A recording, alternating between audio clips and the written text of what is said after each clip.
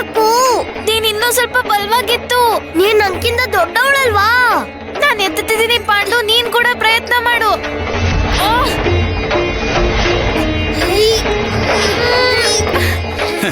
ಎತ್ತಿ ಪಾಂಡು, ನಿನ್ ಶಕ್ತಿ ಏನು ಅಂತ ತೋರ್ಸು. ಅದು ಸಕ್ಕು, ನೀನು ಕೂಡ ಜೋರಾಗಿ ಎತ್ತಬೇಕು. ತಗೊಳ್ಳೋ, ಇದನ್ನ ಹಿಡ್ಕೋ, ಇದನ್ನ ಗಟ್ಟಿಯಾಗಿ ಹಿಡ್ಕೋಬೇಕು. ಹಾ ಸಕ್ಕು, ಮೇಲೆತ್ತು. ಪೂರ್ತಿ ಶಕ್ತಿ ಉಪಯೋಗಿಸ್ಬೇಕು ಪಾಂಡು.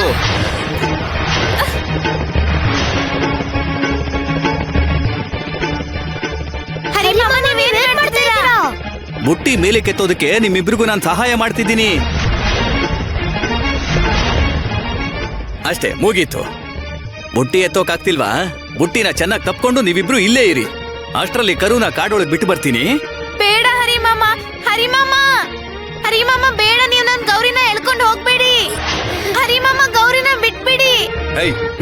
ಹರಿಮಾಮ, ಗೌರಿ ಪಾಪ ಬಿಟ್ಬಿಡಿ.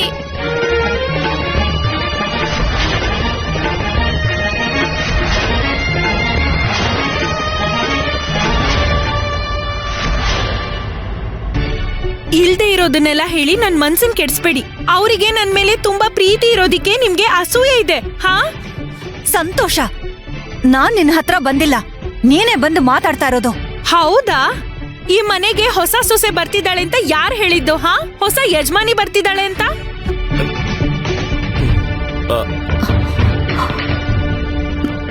ಏನ್ ಬೇಕು? ಹಾ, ಯಾವಾಗ್ಲೂ ಎದುರುಗಡೆ ಬಂದ್ ನಿಂತು ಬಿಡ್ತೀಯ. ಬೆಳಿಗ್ಗೆನೆ ನುಂಗ್ದೆ ತಾನೆ. ಅಯ್ಯಯ್ಯೋ, ನಾನ್ ಸುಳ್ಳು ಹೇಳಿದ್ರೆ ನನ್ಗೇನ್ ಬೇಕಾದ್ರೂ ಶಿಕ್ಷೆ ಕೊಡಿ. ನಾನು ನಿಮ್ಗೆ ಯಜಮಾನ್ರು ಕೊಟ್ಟಿರೋ ಸಂದೇಶನ ಹೇಳಕ್ ಬಂದಿದ್ದೀನಿ. ಇವತ್ತು ಯಜಮಾನ್ರ ಬಂಧುಗಳು ಮನೆಗ್ ಬರ್ತಾ ಇದಾರಂತೆ. ಅದಕ್ಕೆ ನೀವಿಬ್ರು ಯಾವ ಕಾರಣಕ್ಕೂ ಹೊರಗ್ ಬರೋ ಹಾಗಿಲ್ಲ ಅಂತ ಯಜಮಾನ್ರು ಹೇಳಿದ್ದಾರೆ. ಅದು ಯಾರು ಅಂತ ಕೇಳಿದ್ರೆ ನಾನಂತೂ ಹೇಳೋ ಹಾಗಿಲ್ಲ.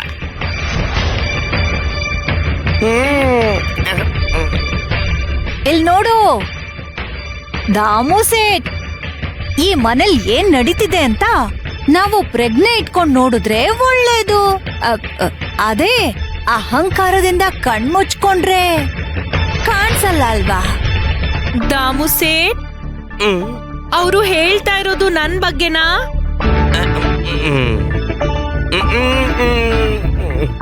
ದಾಮು, ಅವ್ರು ಹೇಳಿದ್ದು ಮನೇಲಿರೋ ಎಲ್ರೂ ಸೇರ್ಸಿನೇ ಅಲ್ವಾ? ಹೌದಮ್ಮ, ಎಲ್ಲರಿಗೂ ಅನ್ವಯಿಸುತ್ತೆ. ಕೇಳಿಸ್ಕೊಂಡ್ಯಾ? ಈಗ ನಿನಗ್ ಗೊತ್ತಾಯ್ತಾ? ಅದಕ್ಕೆ ಜಾಸ್ತಿ ಹಾರಾಡ್ಬೇಡ ಅಂತ ಹೇಳಿದ್ದು.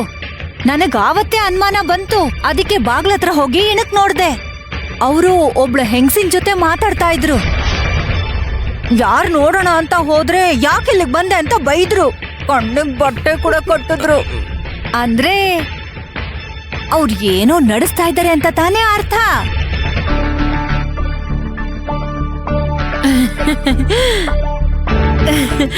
ದಾಮು ಸೇಠ್, ದಯವಿಟ್ಟು ನಿಜ ಏನು ಅಂತ ಹೇಳ್ತೀರಾ? ನಿಜಕ್ಕೂ ಅವ್ರ ಮನ್ಸಲ್ಲಿ ಏನಿದೆ? ನಾನದು ನಿಮ್ಮಿಬ್ಬರಿಗೂ ಅದು ಹೇಗ್ ಹೇಳಕ್ಕಾಗತ್ತಮ್ಮ? ದಣಿಗಳು ನಿಮ್ ಯಜಮಾನ್ರು, ನಿಮಗೂ ಕೂಡ ನಿಮ್ಮಿಬ್ಬರಿಗೂ ಯಜಮಾನ್ರು. ಹಾಗಿದ್ರೆ ಯಜಮಾನ್ರ ಮನ್ಸಲ್ಲಿ ಏನಿದೆ ಅಂತ ಅವರೇ ನಿಮ್ಗೆ ಹೇಳ್ತಾರಲ್ವಾ? ದಾಮು, ನಾನ್ ಕೇಳಿದ ಪ್ರಶ್ನೆಗೆ ಇದು ಸರಿಯಾದ ಉತ್ತರ ಅಲ್ಲ. ಮರ್ಯಾದೆಯಿಂದ ನಿಜ ಹೇಳಿ ದಾಮು ಸೇಠ್, ಇವತ್ತಿ ಮನೆಗ್ ಬರ್ತಿರೋ ವಿಶೇಷವಾದ ಬಂದು ಯಾರು ಅಂತ. ಅಷ್ಟಕ್ಕೂ ಅವ್ರು ಬಂದ್ರೆ ನಾವಿಬ್ರು ಯಾಕೆ ಆಚೆ ಬರ್ಬಾರ್ದು? ನನ್ನ ಕೆಲ್ಸ ಸಂದೇಶವನ್ನ ನಿಮ್ಗೆ ತಿಳಿಸೋದು, ಅದನ್ನ ಪೂರ್ತಿಯಾಗಿ ಮಾಡಿದ್ದೀನಿ. ಅದನ್ನ ಪಾಲಿಸ್ಬೇಕಾಗಿರೋದು ನಿಮಗ್ ಬಿಟ್ಟಿದ್ದು. ಅದು ನಿಮ್ ಇಷ್ಟ, ನೀವೇನ್ ಬೇಕಾದ್ರೂ ಮಾಡ್ಕೊಳ್ಳಿ, ಅಷ್ಟೇ.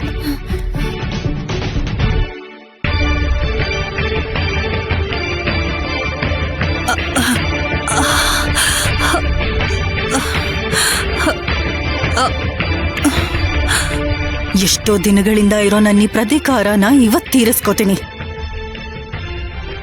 ಅದೇನಾದ್ರೂ ಸರಿ, ಸಕ್ಕು ಆ ಮುದುಕನ್ನ ಮದ್ವೆ ಆಗೋ ಹಾಗೆ ನಾನ್ ಮಾಡ್ತೀನಿ.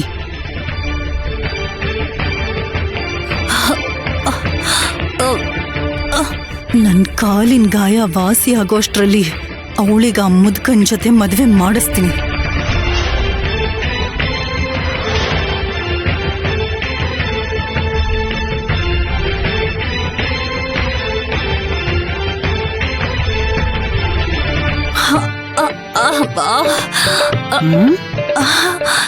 ಅದ್ಗೆ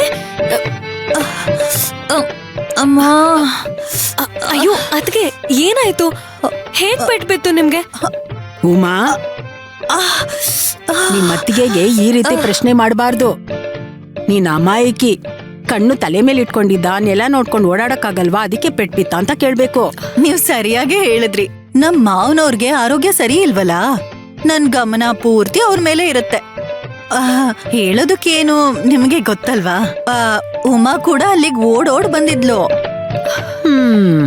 ನಿನ್ ಕಾಲ್ ಗಾಯದ ಹಿಂದೆ ಇಷ್ಟ್ ಕತೆ ಇದೆ ಅನ್ನೋ. ಅಷ್ಟೇ ಅಲ್ಲ, ಇರಿ ಹೇಳ್ತೀನಿ. ಅವತ್ತು ಮಾವನವರು ಪ್ರಜ್ಞೆ ತಪ್ಪಿದ್ರಲ್ಲ, ಆವಾಗ ನಮ್ ಸಕ್ಕು ಲೇಹ್ಯ ಮಾಡಿದ್ಲು. ತಾತಂಗ ಔಷಧಿ ತಯಾರಿಸೋ ಆತುರದಲ್ಲಿ ಅಡ್ಗೆ ಮನೇಲಿ 2 ಮಡಿಕೆ ಪಾತ್ರೆಗಳನ್ನ ಒಡೆದಾಕಿದ್ಲು.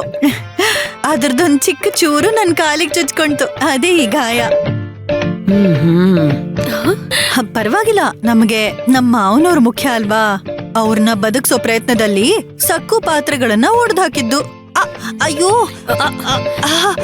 ಇಷ್ಟು ನೋವಿದ್ಮೇಲೆ ಇಷ್ಟು ದೂರ ಯಾಕೆ ಬರಕ್ ಹೋದೆ? ಕೊಬ್ಬರಿ ಎಣ್ಣೆ ಅರಿಶಿನ ಹಚ್ಚಿ ಬಟ್ಟೆ ಕಟ್ಕೊಂಡು ಮನೇಲೇ ಇರ್ಬೇಕಿತ್ತು. ನಾನು ಬರ್ಬಾರ್ದು ಅಂತ ಅನ್ಕೊಂಡೆ, ಆದ್ರೆ ಉಮಾಗ್ ಒಳ್ಳೇದಾಗುತ್ತೆ ಅಂತ ನೋವನ್ ಲೆಕ್ಕಿಸ್ದೆ ನಡ್ಕೊಂಡ್ ಬಂದೆ. ಈ ಸಲ ಎಲ್ಲ ತೀರ್ ಹೋಗುತ್ತೆ. ಅಂದ್ರೆ ಜಮೀನ್ದಾರ್ ಹತ್ರ ನೀವ್ ತಗೊಂಡಿರೋ ಸಾಲದ ಬಗ್ಗೆ ಹೇಳ್ತಿರೋದು ನಾನು. ಹೇಳಿದ್ರೆ ನಂಬಲ್ಲ ನೀವು. ನಿಮ್ ಸಾಲದ ಬಗ್ಗೆ ನೆನ್ಸ್ಕೊಂಡ್ರೆ ನಂಗ್ ನಿದ್ದೆನೆ ಬರಲ್ಲ. ನಿಂಗ್ಯಾಕೆ ಯೋಚನೆ? ನೀನೇನಾದ್ರೂ ಸಾಲ ತೀರಿಸ್ತೀಯಾ? ತೀರಿಸ್ತಿದ್ದೆ. ನನ್ನಿಂದ ಆಗೋದಿದ್ರೆ ಯಾವಾಗ್ಲೂ ತೀರಿಸ್ತಿದ್ದೆ. ತೀರ್ಸೋದಕ್ಕೆ ನನ್ನ ಹತ್ರ ಅಷ್ಟೊಂದು ದುಡ್ಡೆಲ್ಲಿದೆ. ನಾನೇನಾದ್ರೂ ಉಮಾ ತರ ಸಂಪಾದನೆ ಮಾಡ್ತಿದ್ದೀನಾ? ನಾನು ನನ್ನ ಹತ್ರ ಇರೋದ್ರಲ್ಲೇ ನನ್ ಸಂಸಾರನ ಸಂಭಾಳಿಸ್ತಿದ್ದೀನಿ, ಸಾಲ ಎಲ್ಲ ಮಾಡಲ್ಲ. ಜಮೀನ್ದಾರ್ ಅವ್ರು ಇದಾರಲ್ಲ, ನೆಲ್ಲಿಕಾಯಿ, ಉಪ್ಪಿನಕಾಯಿ, ಹಪ್ಳ ಕಳ್ಸ್ಕೊಡಕ್ ಹೇಳಿದ್ರು. ರುಚಿ ನೋಡ್ತಾರಂತೆ.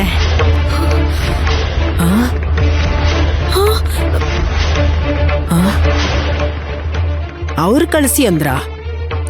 ಅದೇ ಗೋದಾವರಿ ಅಮ್ಮ ಅವ್ರು ಕೇಳಿದ್ರು. ಉಪ್ಪಿನಕಾಯಿ ಮಾರಿದ್ರೆ ಉಮಾಗ್ ಸ್ವಲ್ಪ ಹಣ ಸಿಗತ್ತಲ್ವಾ, ಅದಕ್ಕೆ ನನ್ ಕಾಲಲ್ಲಿ ಗಾಯ ಆಗಿದ್ರು ಅದನ್ನ ಲೆಕ್ಕಿಸ್ದೆ ಕುಂಟುತ್ತಾ ಇಷ್ಟು ದೂರ ಬಂದೆ. ನಾನ್ ನೋಡೋದಕ್ಕೆ ಗೈಯಳಿ ತರ ಕಾಣಿಸ್ತೀನಿ, ಆದ್ರೆ ನನ್ ಮನಸ್ ಮಾತ್ರ ನಿಜವಾಗ್ಲೂ ಬೆಣ್ಣೆ ತರ.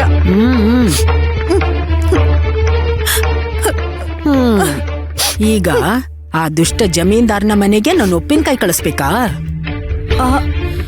ಅಂದ್ರೆ ಸಕ್ಕು ಹೇಗೂ 4 ಮನೆಗಳಿಗೆ ಹೋಗಿ ಕೊಟ್ಟು ಬರ್ತಾಳಲ್ಲ,